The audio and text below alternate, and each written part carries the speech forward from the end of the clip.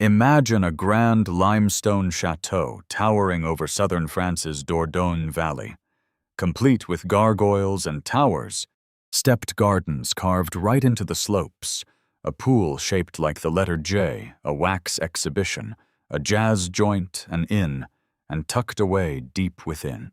12 kids from 12 completely distinct regions across the globe sharing a morning meal, chatting in 4 tongues simultaneously while vacationers paid good money just to snap pictures of them jumping around the yard. The creator of this estate started out in a poverty-stricken St. Louis neighborhood, scrubbing floors by age 8, and was pushed into her first marriage at 13. Reaching her 60th birthday, she stood as one of the most highly honored female figures France had ever seen. Yet she ended up losing that massive home, seeing her ultimate vision crumble and watching the tight-knit family she spent 20 years raising drift apart completely. How did those 12 kids fare while living out that fantasy? And the aftermath of its collapse forms a tale that only becomes more gripping the further you dive in. The icon we know as Josephine Baker entered the world as Frida Josephine McDonald on June 3, 1906 in St. Louis, Missouri. Eddie Carson, her stage drummer dad, abandoned them shortly after her birth, leaving her mom, Carrie McDonald, to wash clothes just to put meals on the table. They lacked running water and often went to bed hungry. She left the classroom behind at 12, before she even reached 8 years of age. Josephine was shipped off to do household chores for wealthy Caucasian households, scrubbing floors, washing garments, and babysitting kids she had no relation to.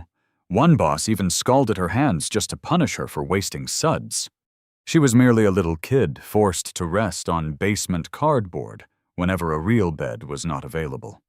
She would perform on sidewalks holding a metal mug for tips, displaying a raw, natural talent that some folks simply possess without needing any lessons. Turning 13, she tied the knot with Willie Wells, a metal worker she bumped into while serving drinks at a local venue, though their union fell apart in mere weeks. Rumor has it he attacked her furiously one evening, prompting her to smash a bottle over his head and flee regardless of what truly went down. She was 14, single, and surviving outdoors again. Upon hitting 15, she walked down the aisle a second time, marrying a train attendant named William Howard Baker. That relationship quickly fizzled out too, yet she held on to his last name, Baker, making a smart, calculated move as a driven teen who was already laying the groundwork for a massive future, even if the blueprint was still blurry. Heading into the early 1920s, she relocated to New York City right in the middle of the Harlem Renaissance, dancing in the background of major Broadway hits such as Shuffle Along and Chocolate Dandies. She tried out for a leading part but got rejected for her slender frame and darker complexion. Settling for the backup gig, she basically forced the crowd to notice her, cranking up the humor from the edge of the stage, purposely missing beats, and grabbing attention simply by radiating an unstoppable rebellious energy. The crowd cracked up, and soon they were buying tickets just to watch her perform. By 1925, she scored a role in La Revue Nègre, a touring production setting sail for Paris. She was only 19 years old. As the Manhattan high-rises faded from the boat's view, she later admitted it was the very first moment she could actually exhale. The French capital embraced her as if she were pure magic. Taking the stage at the Théâtre des Champs-Élysées on October 2, 1925, she danced the danse sauvage in next to zero clothing, twisting and turning in a style the locals had never witnessed and endlessly gossiped about. Fast forward a year, and she headlined the Folies Bergère rocking that famous fake banana skirt, cementing a visual, a totally unique outline that transformed into an absolutely iconic piece of entertainment history. Pablo Picasso captured her on canvas. Jean Cocteau crafted her marketing posters, while Ernest Hemingway declared her the absolute most breathtaking lady to ever walk the earth. Heading into 1927, she pulled in a bigger paycheck than any other star across Europe, strolling down Parisian boulevards with her pet cheetah on a diamond-encrusted lead. She launched her own late-night spot named Chez Josephine and took on leading roles in French cinema.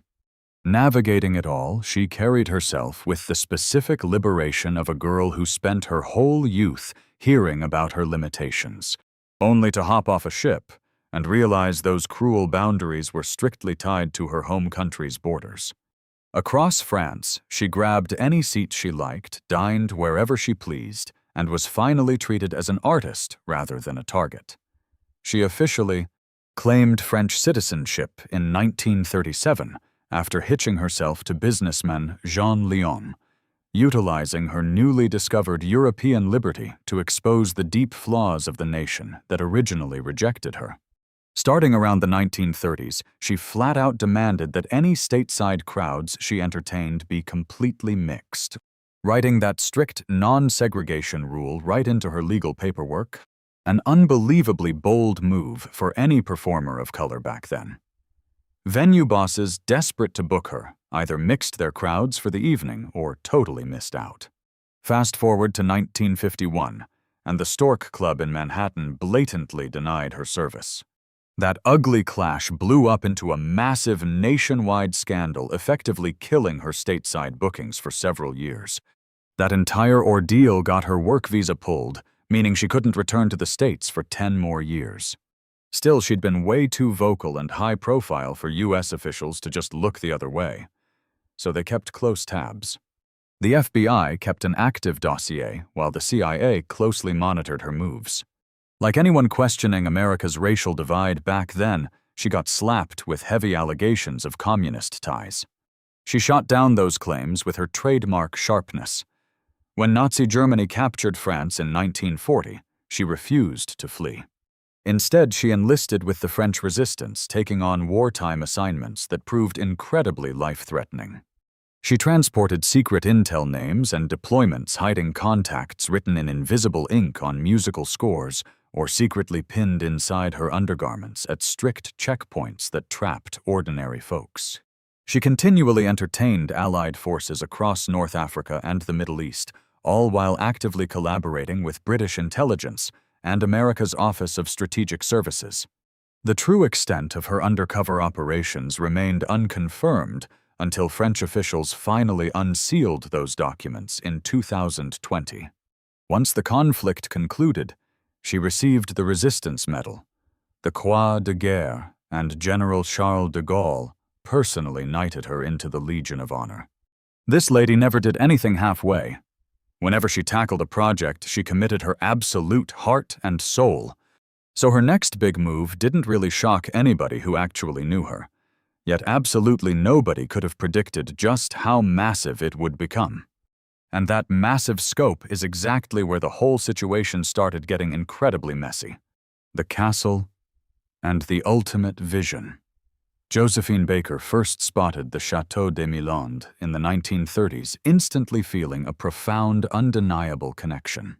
Perched right above the Dordogne Valley in the Périgord region of southwestern France, this 15th-century estate featured towering limestone, beautiful terraced gardens and gorgeous stained-glass windows sparkling just like actual diamonds. She dubbed it her Sleeping Beauty Palace. Initially, she just leased the place. Eventually, in 1947, the 41-year-old veteran officially bought the estate. Her fourth spouse was Joe Bouillon, a famous French jazz maestro and orchestra director. They tied the knot on June 3, 1947, her 41st birthday.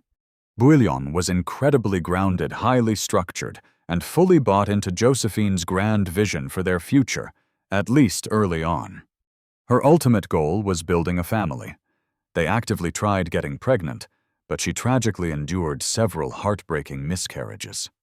Bouillon later revealed she almost reached full term during wartime, but a 1941 stillbirth required emergency surgery, permanently leaving her completely unable to have kids.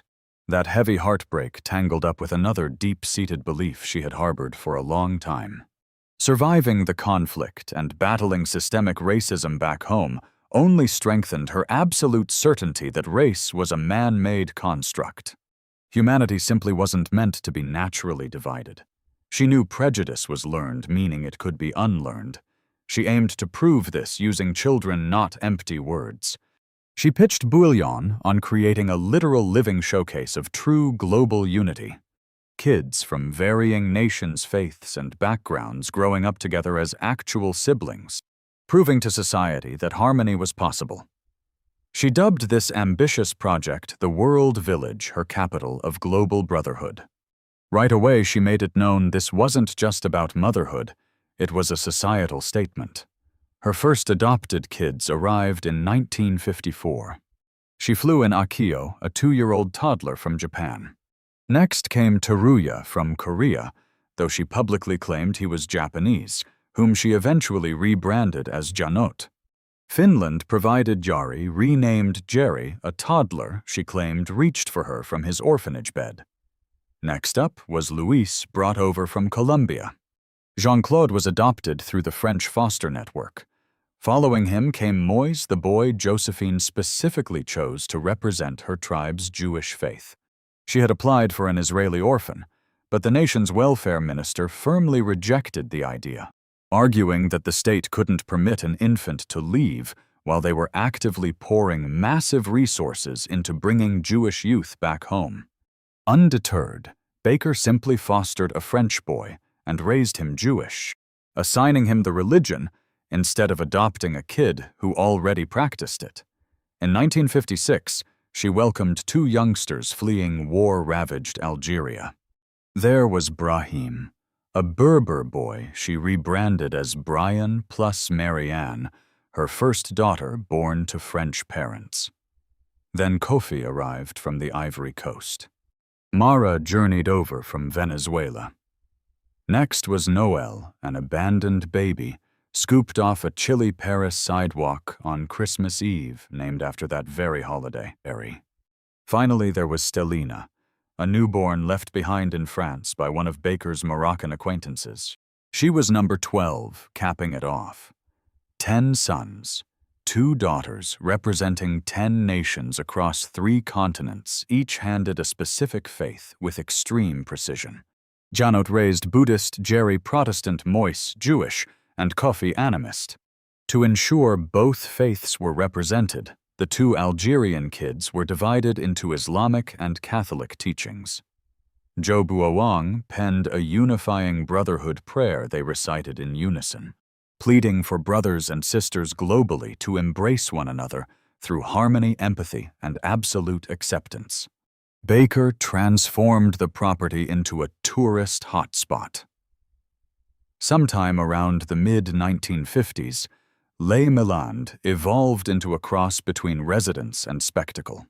It featured an inn dining spots, live jazz, a wax exhibit showcasing Baker's past, a J-shaped pool, a stage putt-putt golf, and a sprawling bird sanctuary. From 1954 to 1960, the grounds attracted roughly 300,000 annual guests, potentially more. Sightseers bought tickets to wander the property and observe the kids. However, Baker rejected offers to shoot a family movie. She insisted her youths existed to symbolize a perfect vision rather than being exploited as a sideshow. Yet that boundary between pure perfection and cheap entertainment blurred significantly when paying ticket holders constantly stared at her kids through wire barriers. Those youngsters entirely understood what they symbolized. Looking back, one sibling mentioned how being raised on the estate taught them incredibly early that they hailed from totally distinct nations, meaning their shared existence had to demonstrate a grand lesson to society. Holding that knowledge felt like both a blessing and a massive burden fluctuating based on the specific kid or season. Yet beneath all the glossy pictures, ticket sales revenue, and glamorous editorial magazine features, serious fractures were beginning to show, with several cutting profoundly deep. The fantasy was shattering. Publicly, Baker showcased an illusion of pure, uninterrupted harmony to society. 12 youths playing outside shared family dinners, exclusive teachers, lots of animals, and Italian vacations visiting the Pope in Rome. plus a Cuban getaway courtesy of Fidel Castro. The Rainbow Tribe seemed like a successful social experiment, happily thriving within a gorgeous, dreamlike French castle in Dordogne. Behind closed doors, things were much more chaotic, and in one instance, truly horrific. From day one, Zhou Buong desperately attempted to manage their money, but he fought a totally unwinnable war. Baker took stage gigs non-stop to pay for the sprawling property, the kids a massive crew of housekeepers, endless property upgrades, the inn, the dining spots, and the wax exhibit feeding the ambition of a lady incapable of halting her massive expansion plans. Buong revealed the scary math. She reviewed it only to continue blowing cash. He pleaded for restraint, yet she simply hit the road again. Ultimately, it boiled down to a couple sharing an identical fantasy while completely clashing over the literal price tag. Moreover, the spiritual paths Baker forced upon the kids sparked messy issues nobody ever truly anticipated. Moise grew up practicing Judaism, not because it reflected his actual biological family roots, but rather because the crew needed a Hebrew representative after Baker was denied an Israeli adoption. He shouldered a belief system hand-picked for his resume, rather than inherited a reality that carried very specific baggage as he matured into a young adult. Yano was actually Korean, yet society frequently labeled him Japanese, because Akio already occupied that specific Asian slot within Baker's carefully curated lineup of diverse youth. Jerry, brought over from Finland, grew up following the Protestant church, completely unrelated to his heritage, merely fulfilling the group's quota for that specific religious demographic. Baker's grand design dictated these personal labels, completely ignoring the actual backgrounds of the kids. They put them on like tailored Halloween outfits forced upon them by a stranger. Naturally, those garments occasionally fit terribly. Other times, the wearer felt the extreme awkwardness, but lacked the voice to complain. Furthermore, nearly every single youngster received a brand new moniker right after joining the family. Teruya transformed into Janot. Jerry morphed into Jerry. Brahim turned into Brian. They left their original names behind, with biological relatives swapping them for French alternatives that suited Baker's specific narrative significantly better. People absolutely meant well doing this. In fact, nearly everything in this entire saga started from a positive place. However, when a kid cannot even pronounce their birth name in its native tongue, they've been forced to abandon a crucial part of themselves way before grasping why it actually mattered. Then you have Jerry. Originally named Jerry in Finland, and taken in at about 12 months of age. Rechristened and raised Protestant, he later admitted knowing he liked guys since he was maybe 7 or 8 years old. He spent his childhood inside a home founded entirely on the idea that people could easily rise above whatever boxes society stuffed them into. The moral compass of the house was a lady who had smashed every single bigoted barrier thrown her way. 122-00-1735, 440-00-1743, 760. Around age 15, Baker walked in on Jerry having a very private moment with a male peer. How she reacted completely contradicted the legendary activist who once protested loudly for racial equality, who boycotted divided theaters, and who caught heat from the FBI just for fighting back against America's obsession with putting folks into rigid demographic buckets. Instead, she panicked. Rumor has it she felt terrified Jerry's sexuality might influence the other guys. The boy was ordered to pack his bags. At just 15 years of age, he got shipped off to reside with Joe Bullion, who had recently settled down in Buenos Aires. Jerry arrived in Argentina stranded in an unfamiliar nation where he barely recognized a soul and struggled with the local tongue completely cut off from the sole relatives he ever truly knew. Ironically, the very mother who championed accepting folks exactly as they are ended up banishing her own boy for his true identity. This moment still stands as the darkest chapter of her entire life. Baker openly liked both men and women, a fact perfectly understood by her inner circle, making her harsh choice profoundly baffling to anyone looking in from the outside. Historians trying to make sense of it often point toward the crushing anxieties of that time, alongside a mother's deep dread that one single misstep might completely destroy the utopian vision she was projecting globally. Her idealized family unit had to present an absolutely flawless image to the public eye. Yet nothing justifies abandoning a 15-year-old kid who had already suffered the trauma of losing his first set of parents. Jerry ultimately managed to make peace with her actions, stating as much openly many decades down the line. Still, the emotional scars ran deep, requiring a massive journey toward healing. Moreover, the upcoming trials awaiting Baker and her entire brood would drag on endlessly. The ultimate downfall of Les Milandes. Around 1961, Joe Buong finally hit his breaking point. He packed up and moved down to Buenos Aires to start a dining establishment. While the legal split took several more years, their marriage was effectively over. Baker was suddenly stuck managing the massive Les Milandes property all by herself without the funds, juggling 12 growing teenagers while trying to sustain a showbiz career that was visibly fading alongside her. Her financial obligations skyrocketed way past what her live shows were actually bringing in. By 1964, the Grand Chateau faced a public sale. Even though they never crossed paths, Brigitte Bardot went on national television to passionately beg the citizens of France, pleading with audiences to donate money and rescue the household. Folks chipped in generously enough to pause the foreclosure. However, by 1968, her bank accounts hit rock bottom once more. The magnificent estate ended up auctioned off for barely 1/17 of what it was genuinely worth. Baker happened to be traveling for shows when the deal closed, only discovering later that the buyer planned on bulldozing the land right away. Rushing back to Les Milandes, she locked herself tight inside the cooking quarters. In response, the landlord's crew completely shut off her power and warmth. The moment she stepped outdoors to fetch a quick drink, they bolted the doors behind her. Pictures captured during that afternoon rank as some of the most iconic snapshots of her twilight years.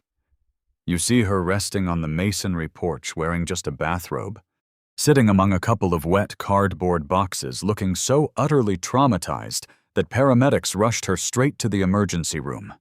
At 62 years of age, she found herself stranded on the porch of a paradise she devoted 20 years to creating, kept out by a cheap lock. That heartbreaking shot circulated through publications all over France and around the globe. Fans who remembered her during her prime, folks who vividly recalled pictures featuring 12 joyful kids playing in that yard, or those who once cruised along the winding Dordogne highways, passing billboards for her global village, stared at that clipping and felt a collective heartbreak. She later confessed to journalists that her beloved country betrayed her, claiming that despite all her heroic contributions throughout the combat years, and despite spending decades crafting magic in the Dordogne region, she wound up practically panhandling on her very own front porch. The purchase agreement featured a stipulation letting Baker stay on the grounds until winter ended. Eventually, in 1969, she packed up forever. Her kids were relocated beforehand, scattered across Parisian academies, crammed into Buong's niece's flat, or shipped back down to Buong in Argentina. They caught a locomotive out of the Salat depot heading straight toward Paris-Ouilletz. A certain retelling claims that right before their departure, the siblings snuck up the winding steps of the chateau's edge turret, carving their names into the masonry. Tiny markings left in the shadows served as evidence they existed. Grace Kelly, serving as the Princess of Monaco, transformed into Baker's dearest confidant, following countless letters and hangouts over the years. Having famously stormed out of New York's Stork Club years prior to protest Baker getting denied service, she swooped in to help yet again. The royal managed to secure the matriarch and her kids an apartment down in Rocker-Brunn near Monaco, handing over the necessary cash flow to get everyone back on their feet. Europe's formerly biggest superstar found herself at 62 battling sickness, with 12 dependents and 0 property, surviving solely off the generosity of a royal friend who always had her back. So Baker returned to the limelight. Performing remained the single skill she truly possessed, and frankly, it was her only viable lifeline left. However, the kids she returned to performing to provide for were already carving out their own unpredictable paths, and for a handful of them, the coming decades would prove incredibly difficult. Their subsequent journeys. The Rainbow Tribe drifted apart once Les Milandes was lost, much like any household dissolving, when their core sanctuary vanishes, slowly heading off on separate routes with their own baggage. A few relocated to Buenos Aires to stay with Joe. The rest remained in the French capital. Baker bounced back and forth from Monaco to Paris, taking the stage constantly, just to keep everyone from going under financially. The grand estate that anchored their shared universe transformed into a tourist attraction. Eventually, it morphed into a site the older siblings occasionally returned to, wandering through the halls where they spent their childhoods gazing at framed pictures and getting spotted by tourists who recalled their youthful faces from vintage theater broadcasts. The oldest sibling, Akio, the firstborn boy from Japan, made his home in Paris and ultimately served as the most recognizable spokesperson for the siblings. During media appearances, he fondly recalled capturing yard beetles during his youth, attaching little threads to them, and walking them around like organic kites. He also reminisced about their travels to visit the pontiff, along with that memorable summer spent in Cuba. He holds on to those glorious early memories while simultaneously grasping the immense personal toll those glamorous days truly demanded. Moreover, he takes on this vocal role, representing brothers and sisters who largely stay silent. Jerry, the boy from Finland, relocated to South America at age 15, ultimately relocated to Manhattan. Back in 1995, a reporter from Finland managed to locate his biological mom, alongside 4 of his blood siblings, leading to Jerry reconnecting with relatives he had completely missed out on. He was raised at Les Milandes, entirely lacking any knowledge of his native tongue. Upon coming face to face with his biological mom, the two actually required an interpreter just to hold a simple conversation. From that moment forward, he kept close ties with both sides of his heritage. While living in New York, Jerry linked up with Jean-Claude, the guy widely remembered as Josephine's honorary 13th kid. Jean-Claude was never formally part of the 12 officially adopted siblings. His life began in Dijon back in 1943, where his dad walked out on him early on, leading him to take a gig as a young baggage handler at the Hotel Scribe in Paris at just 14. That is where he bumped into Josephine Baker. She soon took legal custody and became his absolute world. He legally adopted her last name as his own. Relocating to America during the 1970s, he eventually launched Chez Josephine in 1986 along West 42nd Street. This dining spot on Theater Row was incredibly cozy, packed top to bottom with framed portraits and historical artifacts. The establishment felt like an intentional homage to the inclusive spirit. Les Milandes always strived for a giant dining room welcoming absolutely anyone. Jerry teamed up with him at the eatery, putting in long hours together over many years. Tragically, in 2015, authorities discovered Jean-Claude deceased at his East Hampton residence. He was 71 at the time. He battled severe mental health struggles leading up to his passing, feeling incredibly isolated, even though he supposedly had thousands of acquaintances. He ended his own life at his suburban property on January 15, 2015. His legacy included the famous dining spot, the massive historical archive, and the book he co-authored back in 1993.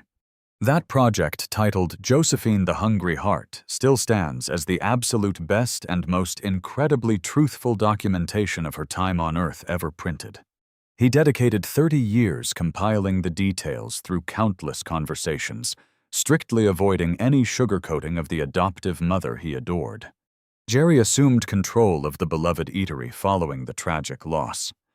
He keeps the doors open today, charming the guests exactly like his older sibling once did, greeting newcomers walking off 42nd Street, all drawn in by a legendary performer who magically pulls crowds together 50 years post-mortem.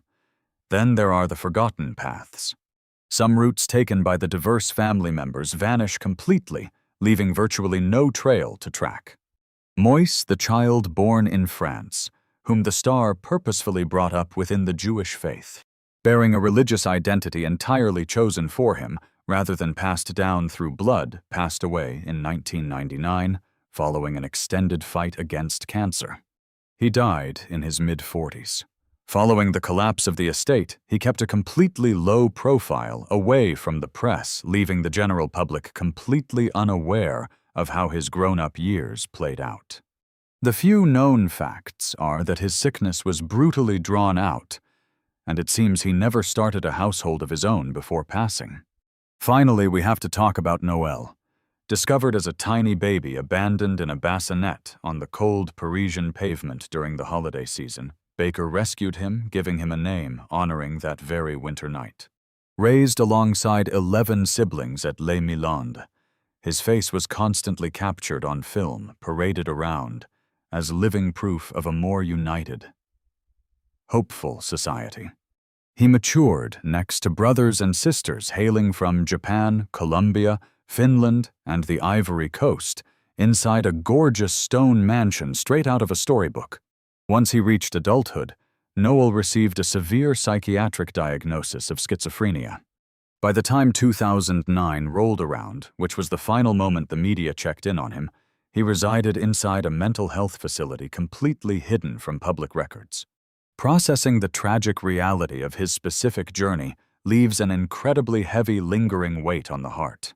Left entirely by himself on a freezing sidewalk without kin or identity, he suddenly gained everything. He inherited 12 siblings, a massive estate, personal educators, and overseas vacations, projecting an absolutely magical existence in pictures. But once that estate went up for sale, everyone drifted apart, and the fantasy shattered. And he ultimately landed in a remote facility miles away from that glamour, staying in some forgotten room no traveler would ever tour. As for his internal struggles, history remains completely silent.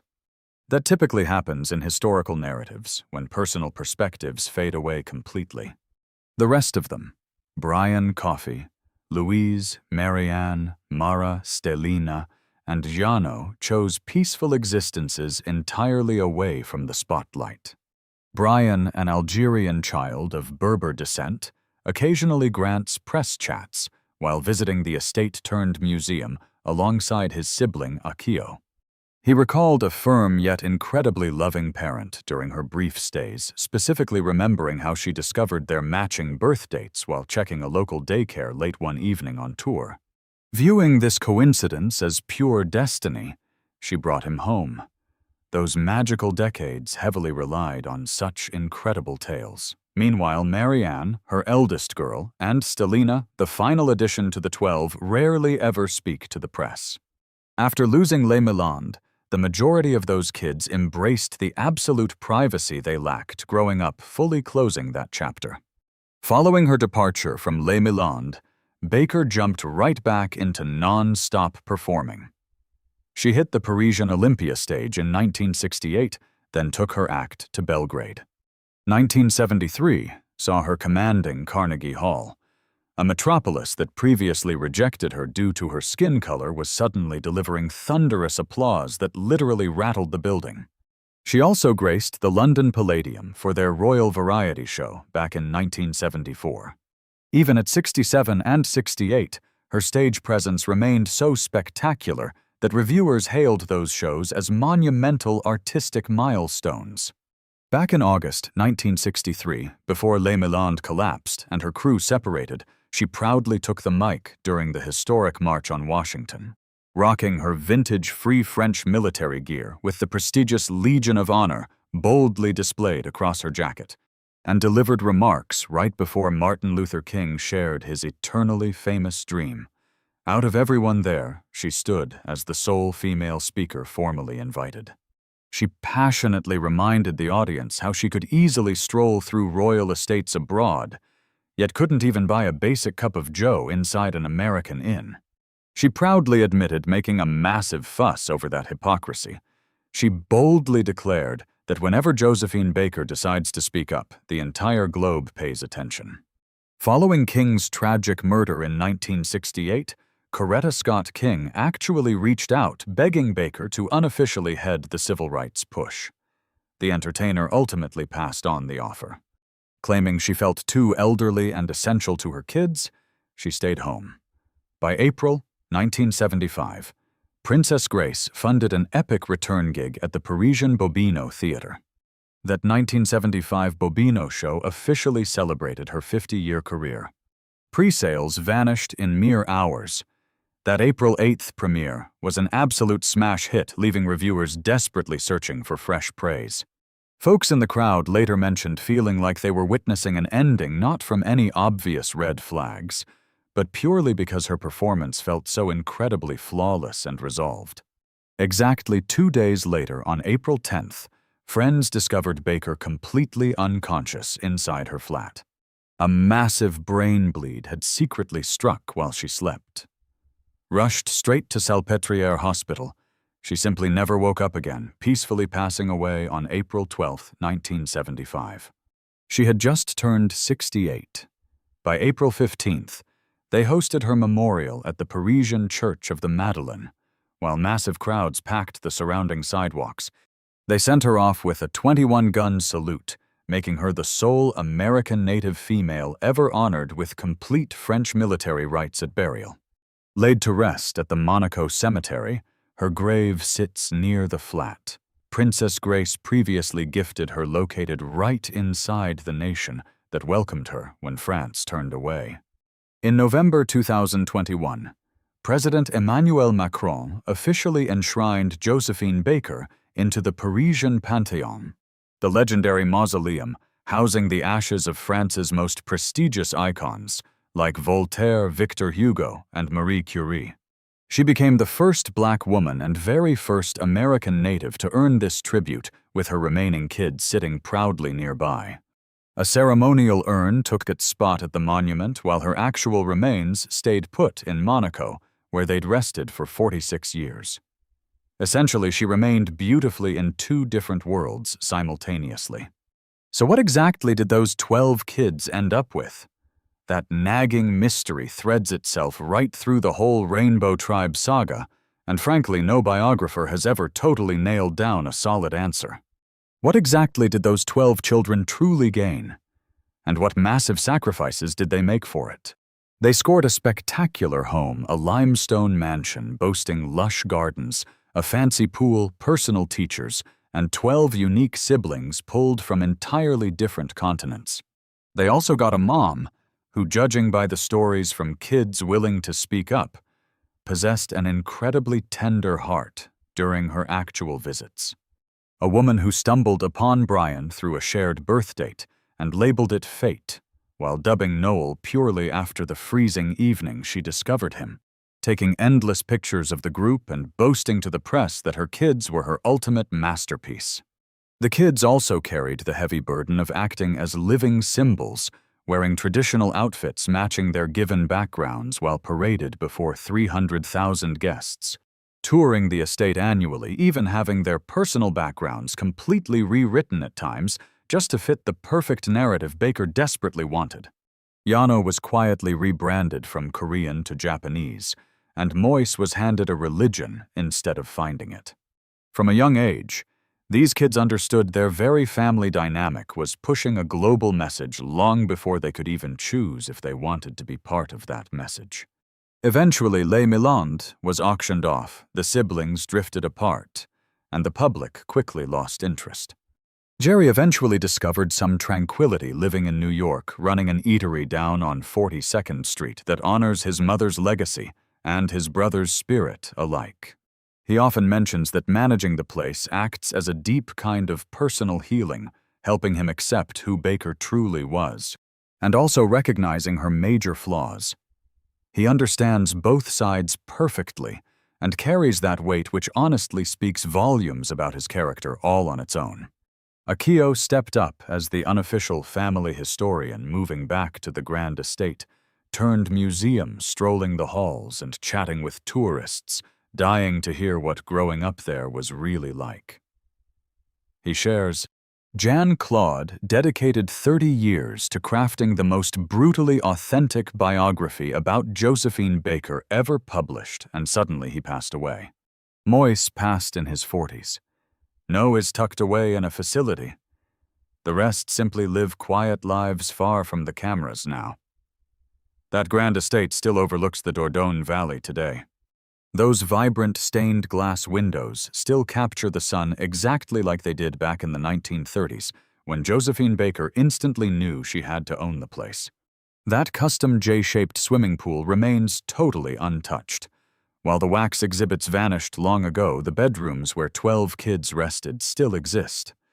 Their tiny beds are carefully maintained for paying tourists eager to picture that unique childhood.